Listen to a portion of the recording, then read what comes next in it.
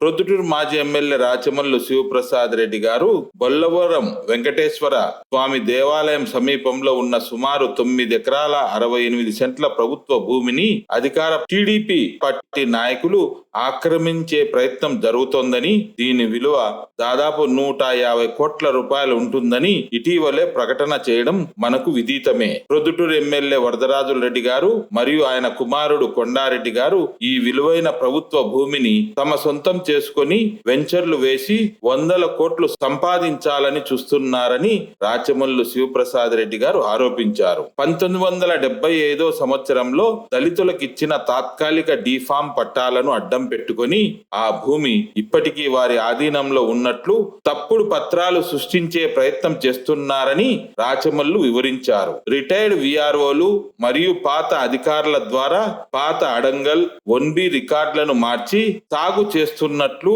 అలాగే శిస్తు అంటే పన్ను కట్టినట్లు ఫోర్జరీ పత్రాలను సృష్టించడానికి కుట్ర జరుగుతోందని రాచమల్లు ఆరోపించారు. కడప జిల్లా కలెక్టర్, జాయింట్ కలెక్టర్, ఆర్డీఓ మరియు ప్రొద్దుటూరు ఎంఆర్ఓ గారు వెంటనే స్పందించి ఎంఆర్ఓ ఆఫీస్లోని అసైన్మెంట్ కమిటీ రిజిస్టర్ మరియు ఇతర రికార్డులను వెంటనే స్వాధీనం చేసుకోవాలని రాచమల్లు శివప్రసాద్ రెడ్డి గారు కోరారు.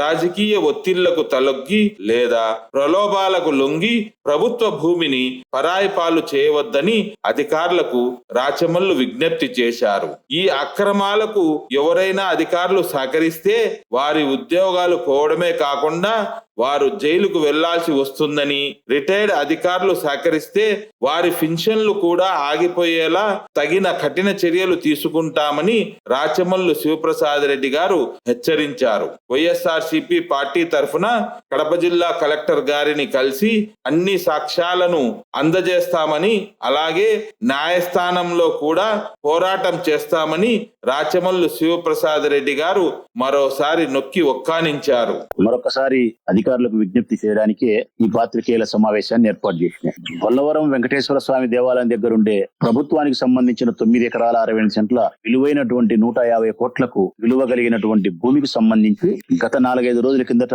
పత్రికలలో బ్యానర్ ఐటమ్స్ గా తాటికాయంత అక్షరాలతో రాసినారు. వరదరాజరెడ్డి కుమారుడు కొండారెడ్డి ఈ ప్రభుత్వానికి సంబంధించిన భూమిని స్వాహా చేయడానికి ప్రయత్నం ఏ విధంగా చేస్తున్నారని చెప్పి రాసినారు. ఆ మరుసటి దినమే మేము కూడా అందుకు సంబంధించిన ఆ భూమిని వారు కాజేయడానికి, వారి స్వాహా చేయడానికి, తన సొంతం చేసుకొని వెంచరేసి 100 కోట్లు సంపాదించుకునే దానికి వాళ్ళు చేస్తా ఉండే ప్రయత్నాలు, ఆ ప్రయత్నాలకు తగ్గ సాక్ష్యాలను, ఆధారాలను, ఆ సాక్ష్యాలకు సంబంధించిన ప్రతులను, డాక్యుమెంట్స్ కూడా మేము చూపించినాం. నిజాయితీ ఉంటే వరదరాజిరెడ్డి గారు, వారి కుమారుడు కొండారెడ్డి పాత్రికేయుల సమావేశాన్ని నిర్వహించి ఆత్మ పరిశీలనలో ఆత్మ సాక్షిగా మేము చెప్పింది అబద్ధమని చెప్పమని చెప్పినాం. కానీ వాళ్ళు స్పందించకపోవడానికి కారణం వారి వైపు న్యాయం లేదు. అందుకే వాళ్ళు స్పందించకుండా వాళ్ళ పార్టీకి సంబంధించిన నథింగ్, వాళ్ళ గురించి మాట్లాడుకోవడం అనవసరం, ఏదో డైవర్షన్ పాలిటిక్స్, వాస్తవ విషయాన్ని, అవినీతికి సంబంధించిన ఈ భూ భాగవతాన్ని మాట్లాడకుండా పర్సనల్ టార్గెట్ చేసి మాట్లాడే కార్యక్రమాలు చేస్తున్నారు. అవి వదిలేయి, నథింగ్ పట్టించుకోను. ఇప్పుడు ఈ సమావేశాన్ని నిర్వహించడానికి కారణం కలెక్టర్ గారికి విజ్ఞప్తి చేస్తా ఉన్నా, ముఖ్యంగా ప్రొద్దుటూరు ఎంఆర్ఓ గారికి విజ్ఞప్తి చేస్తా ఉన్నా,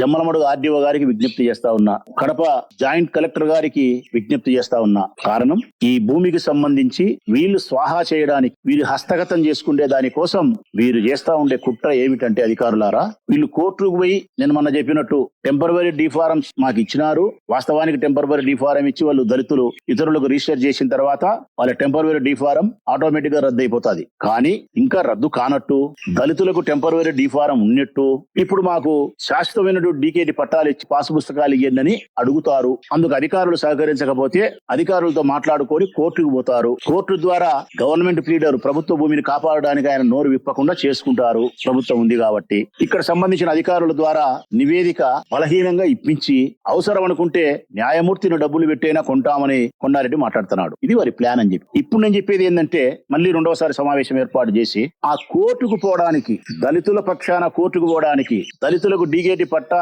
ఇయ్యండి, పాస్ పుస్తకాలు ఇయ్యండి అనే కోర్టును అడగాలి అంటే కోర్టుకు కొంత వారికి అనుకూలమైనటువంటి, దళితులకు అనుకూలమైనటువంటి బలమైన సాక్ష్యాన్ని, ఆధారాన్ని చూపించాలా. ఏంది ఆ బలమైన సాక్ష్యం, ఆధారం? డీకేటీ పట్టాలు అడగాలంటే నెంబర్ నెంబర్ 1, ఆ భూమిని 1975 నుంచి ఇప్పటి వరకు వాళ్ళ పొజిషన్ లోనే ఉన్నట్టు చూపించుకోవాలా. 1975లో వాళ్ళకి డీకేటీ పట్టాలు టెంపరవరీ ఇస్తే ఇప్పటి వరకు ఆ భూమి వాళ్ళ ఆధీనంలోనే ఉంది, వాళ్ళ పొజిషన్ లోనే ఉందనే సర్టిఫికేట్ కావాలా. రెండవది, అప్పటి నుంచి 75 నుంచి ఇప్పటి వరకు ఆ భూమిని వీరు వ్యవసాయం చేసినట్టు సర్టిఫికేట్ కావాలా. నెంబర్ 3, ఆ భూమికి అప్పటి నుంచి ఇప్పటి వరకు శిస్తు కట్టినట్టు, పన్ను కట్టినట్టు పన్ను రసీదులు కావాలా. నెంబర్ 4, ఆ భూమిలో ఏదైనా బోర్ ఉంటే నీటికి సంబంధించి ఎలక్ట్రికల్ డిపార్ట్మెంట్ ద్వారా మీటర్ బిగించినట్టు, అందు కరెంటు బిల్లులు కట్టినట్టు కావాలా. 4, ఇవన్నీ మేనేజ్ చేసేదానికి 1B అడంగల్ ప్రధానమైన.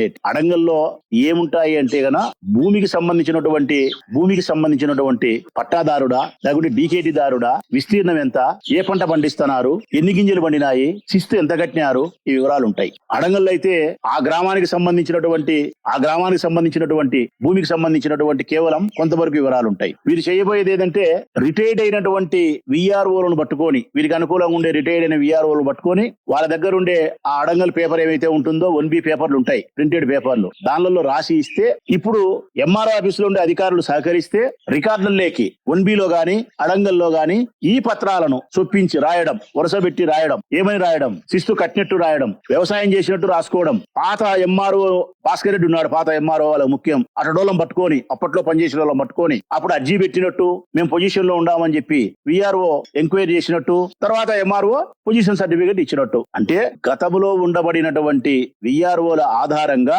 గతంలో ఉండబడిన ఎంఆర్ఓలు రిటైర్డ్ అయిన వారి ఆధారం చేసుకొని, వారి అనుకూలస్తులను పట్టుకొని, కొంతమంది ప్రలోభాలకు లొంగి అధికారులను లోబర్చుకొని రికార్డును తారుమారు చేసి అడంగల్లోనూ 1Bలోనూ అసైన్మెంట్ కమిటీ రిజిస్టర్ లోనూ తప్పుడు సమాచారాన్ని అంతా చొప్పించి వారికి కావలసిన ప్రతులను తయారు చేసుకోవడం. ఆ ప్రతులు ఏంటి అంటే గత 45 సంవత్సరాలుగా 75 నుంచి ఇప్పటి వరకు 50 ఏళ్లుగా పొజిషన్ లో దళితులు ఉన్నట్టు, వ్యవసాయానికి ఆ భూమిని ఉపయోగించి సాగు చేసినట్టు, శిస్తు కట్టినట్టు, ఎలక్ట్రికల్ డిపార్ట్మెంట్ మీటర్ తీసుకున్నట్టు, ఇటువంటి అన్ని సృష్టించుకొని వీటి ఆధారంగా కోర్టుకు పోతారు. వీటి ఆధారంగా కోర్టుకు పోయి, ఇదిగో వీళ్ళకి ఫలానప్పుడు టెంపరవరీ డిఫార్మ్ ఇచ్చినారు, అప్పటి నుంచి మేము వ్యవసాయం చేస్తాం, పొజిషన్ లో మేము ఉండాం, శిస్తు కట్టినాం, పంట ఇంత పండించినాం, మాకు డిగేటి పట్టాలు ఇవ్వండి, పాస్ పుస్తకాలు ఇవ్వండి. ఇది వీరి ఉద్దేశం. కలెక్టర్ గారు, ఎంఆర్ఓ గారు, ఆర్డీఓ గారు, జాయింట్ కలెక్టర్ గారు. అందుకే నేను మీకు చేతులెత్తి నమస్కరించి విజ్ఞప్తి చేస్తా ఉన్నా. ఈ ప్రొద్దుటూరు ఎంఆర్ఓ ఆఫీస్ లో ఉండే రికార్డులు ఏమైతే ఉన్నాయో, ఏమైతే అసైన్మెంట్ కమిటీ రిజిస్టర్ ఉందో, ఎందుకంటే అసైన్మెంట్ కమిటీలో తీర్మానం జరగలే, తీర్మానం జరిగితేనే డిగేట్ పట్టా ఇస్తారు. అసైన్మెంట్ కమిటీలో జరగకపోతే గన టెంపరవరీ డిగేట్ ఇస్తారు. ఆ అసైన్మెంట్ కమిటీ రిజిస్టర్ 1B అనేది, అడంగల్ అనేది, ఇవన్నీ కూడా కలెక్టర్ గారు స్వాధీనపరుచుకోవాలని నా విజ్ఞప్తి. ప్రొద్దుటూరు ఎంఆర్ఓ ఆఫీసులు ఉండే ఇవన్నీ కూడా కలెక్టర్ గారు స్వాధీనపరుచుకొని కలెక్టర్ గారి ఆధీనంలో పెట్టుకుంటేనే ఈ భూమిని కొట్టేసేదానికి కొండారెడ్డి, వరదరాజరెడ్డి చేయబోయే కుట్రపూరితమైన ఈ మోసాన్ని మీరు అరికట్టిన వాళ్ళైతారు. లేకపోతే రిటైర్డ్ అయిన ఎంఆర్ఓల ద్వారా, రిటైర్డ్ అయినటువంటి విఆర్ఓల ద్వారా ఇటువంటి కథా కార్యక్రమం చేసి ఇప్పుడు ఎంఆర్ఓ ఆఫీసులో ఉండే అధికారులను బెదిరించి, లేకపోతే అధికార జులుం చూపించి, రకరకాల ప్రలోభాల చేతను, అధికార దుర్వినియోగం చేతను ఈ భూమిని కాజేసేదానికి, కోర్టుకు పోయేదానికి కావాల్సిన ఆధారాలను వీళ్ళు సృష్టించుకుంటారు. నేను రెండు విషయాలతో కలెక్టర్ గారికి విజ్ఞప్తి చేస్తానా. 2 లాభాలను ఉపయోగించి, మొదటిది, ప్రజలకు సంబంధించినటువంటి ఈ భూమి, ప్రభుత్వం ఆధీనంలో ఉండబడిన ఈ భూమిని పరాయి వారు ఆక్రమించకుండా, అమ్ముకోకుండా ప్రభుత్వ ఆస్తిని కాపాడండి కలెక్టర్ గారు. ఇది ఒకటి. రెండవది, మీరే గన జోక్యం చేసుకోకపోతే, మీరే గన పట్టించుకోకపోతే, ప్రొద్దుటూరు నియోజకవర్గంలో ఉండే ఎంఆర్ఓ ఆఫీసులో పనిచేసే ఎంఆర్ఓ దగ్గర మొదలుకుంటే దిగువ స్థాయి వరకు, లేకుంటే వారి అనుకూలంగా డూడు బసవన్నగా పనిచేసే రిటైర్డ్ అధికారులు ఎవరైతే ఉండారో వాళ్ళు అందరూ కూడా వీళ్ళ ధనదాహానికి బలైతారు. మీ ఎంఆర్ఓ బలైతాడు, మీ విఆర్ఓ బలైతాడు, మీ ఆర్ఐ బలైతాడు. కారణం, వీళ్ళని బెదిరిస్తారు, ఒత్తిడి చేస్తారు, మంత్రులతో ఫోన్లు చేపిస్తారు. ఇంకా చెప్పాలంటే కలెక్టర్ గారు మీతోనే ఫోన్ చేయిస్తారు తల ఒగ్గితే. మీరు తల ఒగ్గరు కాబట్టి పని జరగదు వాళ్ళది. మీరు కనుక తల ఒగ్గితే మీతోనే ఫోన్ చేయిస్తారు. అవసరం అనుకుంటే లోకేష్ బాబుతో మీకు చెప్పిస్తారు, మీతో ఎంఆర్ఓకి చెప్పిస్తారు, ఎంఆర్ఓతో విఆర్ఓకి చెప్పిస్తారు. అంటే వీళ్ళ ధనదాహాన్ని తీర్చుకునే దానికి ఏ స్థాయికైనా వీళ్ళు ప్రయాణం చేస్తారు. కాబట్టి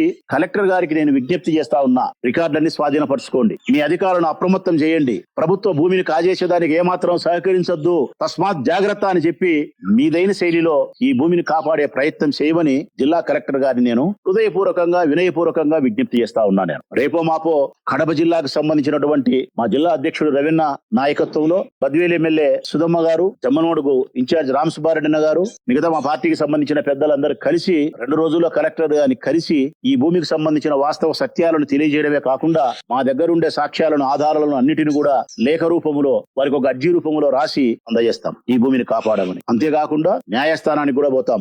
ఈ విషయంలో చాలా జాగ్రత్తగా ఉంటాం. ఈ భూమిని కాపాడే ప్రయత్నం చేస్తాం. ఎందుకంటే 150 కోట్ల రూపాయలకు విలువ కలిగిన ఈ భూమిని, ప్రజాధనాన్ని ప్రభుత్వం అంచున ఉంచడానికి కావాల్సిన చర్యలకు మేము ఏమైతే చేయాలనో ఆ పనులన్నీ చేస్తాం. కాబట్టి మరొక్కసారి ప్రొద్దుటూరు ఎంఆర్ఓ ఆఫీస్ లో పనిచేసే అధికారులందరికీ విజ్ఞప్తి చేస్తాను. అయ్యా, మీరంతా నిజాయితీగా ఉండే అధికారులే. చట్టానికి అనుకూలంగా ఉండే చేయదగ్గ పని అయితేనే మీరు చేస్తారు. ఒకవేళ చట్టం దృష్టిలో కొంచెం అటు ఇటు ఉండి మీ ఉద్యోగ భద్రతకు భంగం కలగకపోతే అధికార పార్టీ వాళ్ళు చెప్పినప్పుడు తల ఊపుతారంటే నేను నమ్ముతా తప్ప, చట్ట విరుద్ధమైనటువంటి ఈ భూమిని 100% విరుద్ధమైన ఈ భూమిని వాళ్ళ కట్టపెట్టడానికి మీరు తల ఊపుతారంటే నేను నమ్మను. కానీ మీ మీద కూడా విపరీతమైనటువంటి ఒత్తిడి చేస్తారు, విపరీతమైనటువంటి బెదిరింపులు చేస్తారు, విపరీతమైనటువంటి డబ్బు ఆశ చూపుతారు. ఈ ప్రలోభాలకు మీరు లొంగద్దు, ఈ బెదిరింపులకు లొంగద్దు. పొరపాటు లొంగితే మీ ఉద్యోగం పోగొట్టుకుంటారు, జైలుకు పోతారు, ముసిలిముప్పున మీకు పెన్షన్ రాకుండా పోతాది. ఈ ఎన్ని ఇబ్బందులు పడతారు. రిటైర్డ్ అయిన ఎంఆర్ఓలకు, రిటైర్డ్ అయిన విఆర్ఓలకు కూడా చెప్తానా, మేము రిటైర్డ్ అయినాం కదా, ఏముంది వరదరాజుడికి సహకరిస్తామని అనుకొని